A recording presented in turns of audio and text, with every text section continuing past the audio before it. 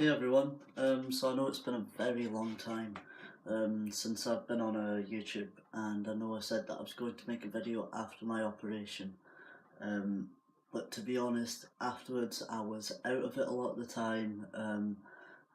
I was in surgery for 12 hours, I was only meant to be in there for 8 to 10, I ended up being in there for 12, but I'll explain that in a minute.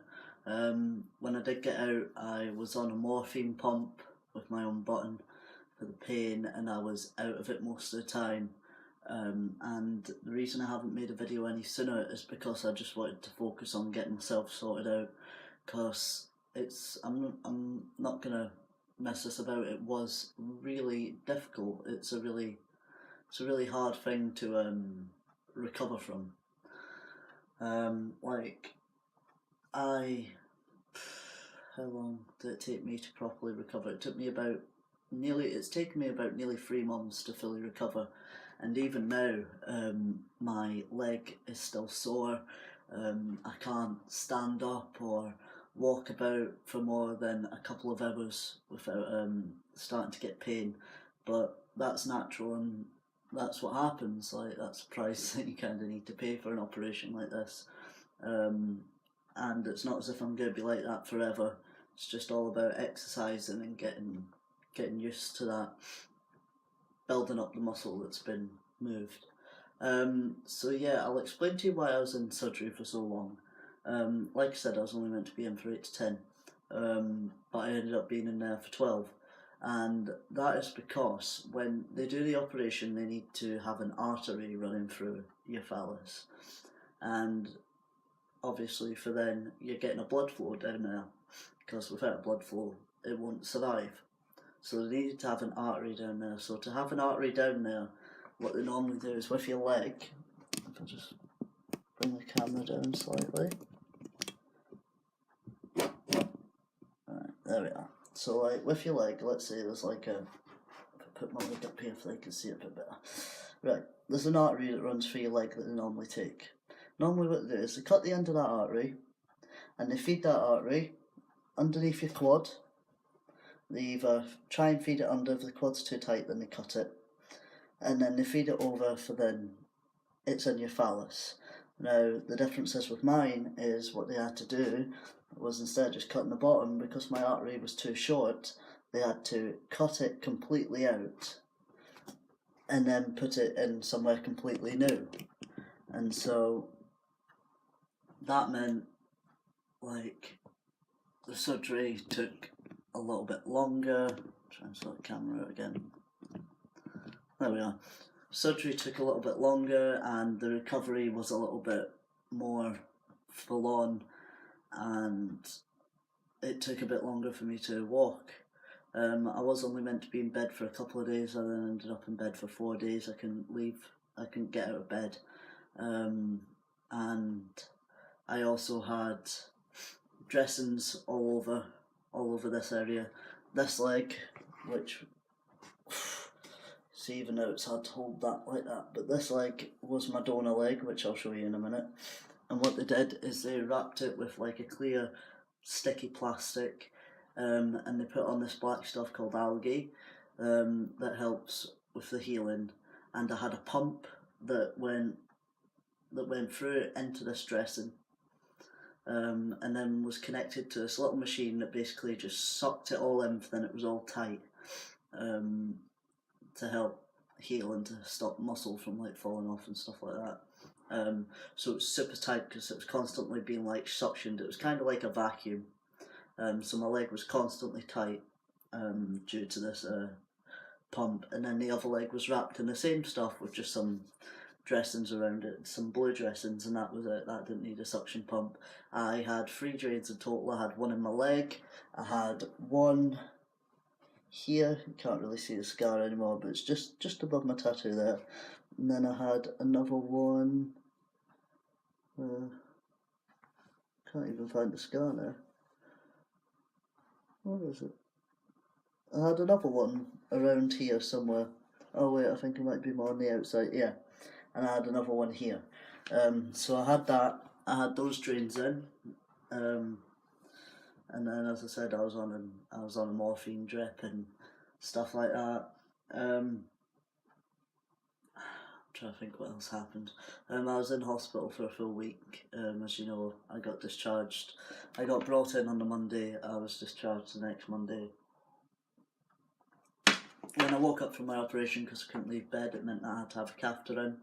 So I had a catheter in for 4 days, which I have to admit was absolutely horrible. Disgusting, hated it. Wasn't that it was painful, it was just that, like, if I was lying in bed, so let's say I was lying like that, and I, like, moved my pelvis forward or anything like that, I could feel the tube. It was absolutely disgusting. Horrible. So once I was able to stand up, they basically get you out of bed, they help you out of bed, and then they put you onto a chair and they leave you there for about half an hour. And they stand you up to see if you can get to the bathroom. If you can get to the bathroom and take the catheter out. So I was determined to get this catheter out because it's horrible.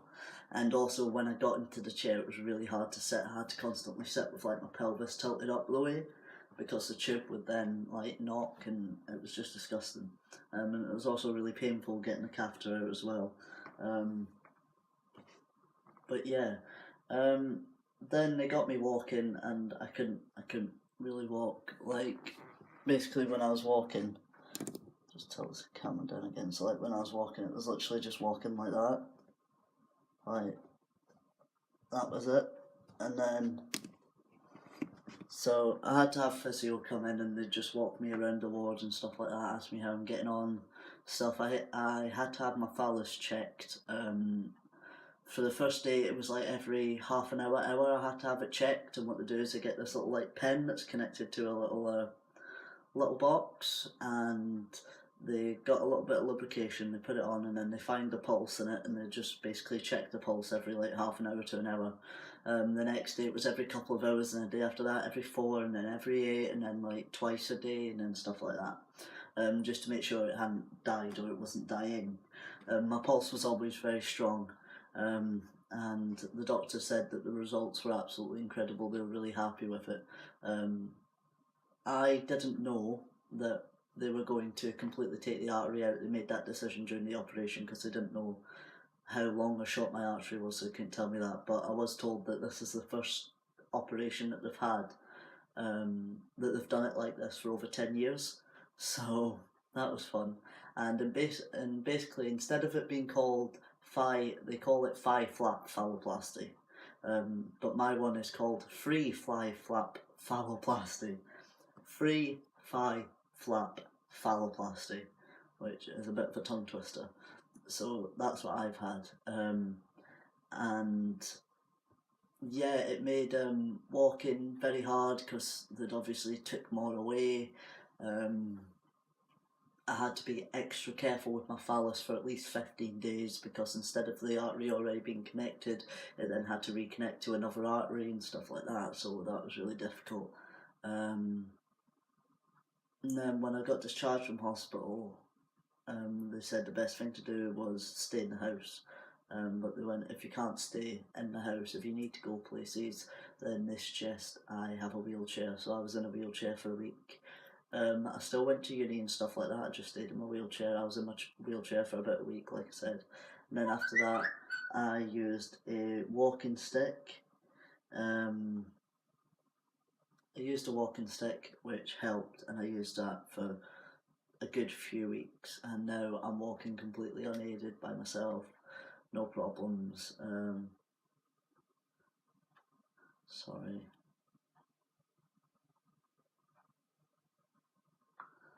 So I just put my phone on silent so there's not any more whistles. But yeah, as for the phallus has healed up great. It's also, the size of it is about, last time I checked it was like 5.5 inches. So I am extremely happy with that. It's absolutely incredible, I love it. What I'll show you now is I'll show you what my legs look like. So this is the leg where I got the skin taken from. As you can see, there's a dent there. With a turn, you can see what that is. So this is where I had the skin taken from. So this is what made my phallus. And then I've got a stitch going all the way up there.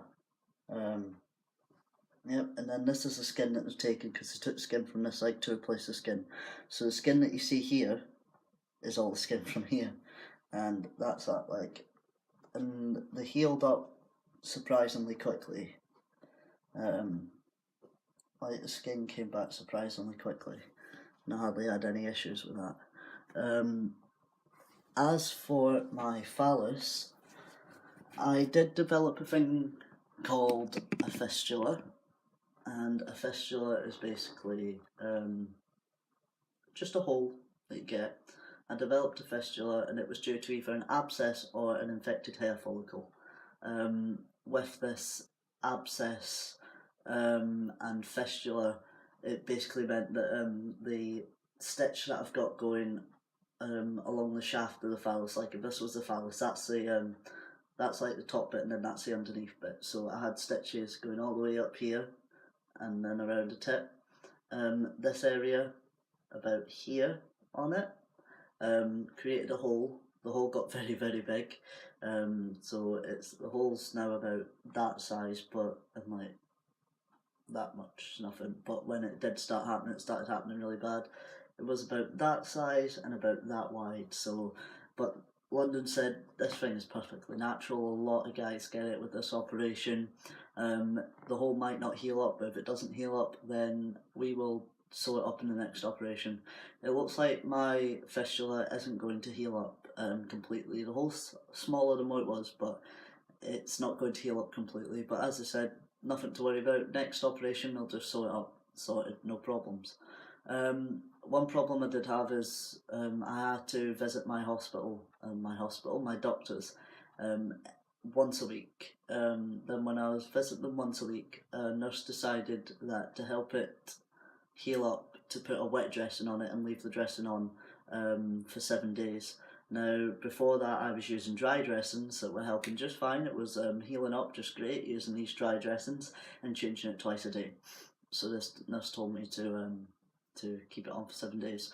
Now, in the 4 days from her putting it on to me going to see the London nurse in Glasgow, because I went for a checkup appointment. In those 4 days, the skin had completely broken down again. The fistula was twice as big. It was bleeding. It was leaking this horrible yellow stuff. It's absolutely disgusting. And basically, what the nurse from the London team told me was because I've kept a wet dressing on it for so long, it's made the skin break down, which meant that basically I was back to square one, and I was going to get an operation date that day as long as there was no problems, but obviously there was a problem, so I had to wait for that to be healed up. So I have made a complaint with the doctors because when I phoned them that day, they said the dressings that she's used are not the approved dressings that should have been on you, so that's not right. So I made a complaint. I no longer see that nurse.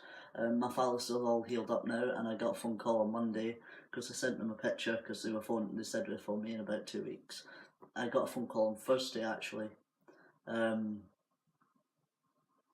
basically said that they were completely happy with the way it looks. It looks great, no problems. We will now refer you for your second operation. So I will be getting an operation date in the next 3 months, which is absolutely amazing. I can't wait. I didn't think it'd be that soon. I really am glad that it will be. So I'll be about 6 months post-op by the time I get my next operation, and then hopefully 3 months after that I can then get on the waiting list for the next operation, and hopefully have all this done and by with in just under a year, if I'm lucky, as long as there's no more complications. You may have noticed that it has all my furniture in it, but it's not the same room.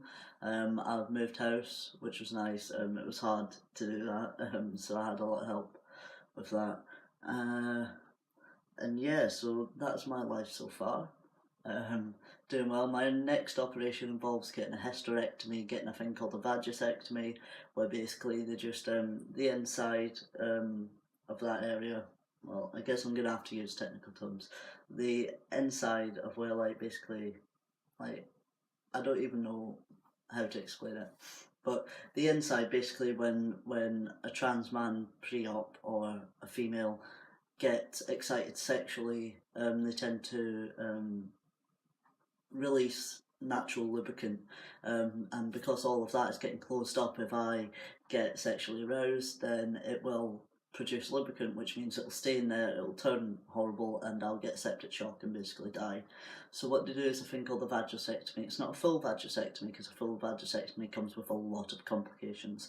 What they are going to do is, after I have my hysterectomy, the inside, they're going to get an electric rod, and they basically just burn all the inside of the skin and scar it, for then no lubrication can be produced. So they do that, and then they do a thing called a scrotoplasty, which is basically making the scrotum for where the balls are going to be.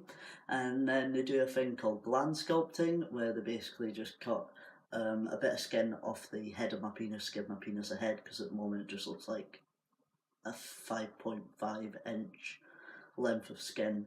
And then they do the whole urethra extension, for then I can pee standing up. I will have a catheter in for 3 weeks, but it won't be as uncomfortable because it won't be in the same place. And then after that I go on to my last stage, where I get the erectile prosthetic and the silicone testicle. So yeah, that's basically all I can think of talking about for now. If anyone has any questions, please let me know, and I will make another video answering these questions. I'm also going to post this on some of the groups that I'm on Facebook, and get some questions for that, and then make a video, because at the moment I honestly don't know what to say. I did my T-shot yesterday, so yep, still self-injecting.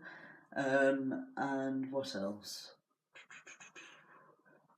Oh yeah, I have started getting more facial hair. Like, started getting a lot more even. I'm getting a lot of neck hair as well. Like, around here, you can't really see it that much because the light's a bit bright. And I'm also getting a little bit of a sideburn action going on, which is nice. And I've also changed my hairstyle. Instead of doing the usual sweep to the side, I'm now doing a sort of like back thing. I don't know what to call it, but yeah. So yeah, everything's going well so far. I have officially graduated uni. I get my graduation ceremony in November, and I'm also looking into booking a holiday, hopefully sometime soon. If I can't do it within the 3-month period of getting my operation date, I will be going away somewhere as soon as possible after my second stage. Because even though if I go on holiday the first 3 weeks of my the first 3 weeks being post-op to stage 2, I will still be able to fly. I'll just have a catheter in. So yeah, and I'm looking forward to going on holiday with my girlfriend. That'll be very nice. I'm also back to work. I'm slowly getting used to working again and walking around. Still hurts after a couple of hours, but work is doing the best to accommodate that and giving me like easier things to do. As you know, I work in a bar. See, to be honest, working in a bar is not a full-time thing. It's not something that I want to spend my life doing. It's literally just a job's a job. If you make money, then it's a job. So I'm using working in a bar to make money until I start pursuing my dance career. At the moment, there's no point in pursuing a dance career if I have to go away and have operations from time to time and be off for months. So I am waiting until I have finished my operations, and then I will be moving away and getting a dance job somewhere. I do not want to spend my full life working in a bar. So yeah, and that's about it. So thank you very much for watching.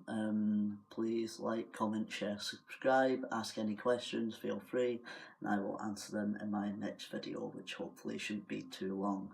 So yeah, thank you very much for watching, guys, and I'll speak to you later. Bye.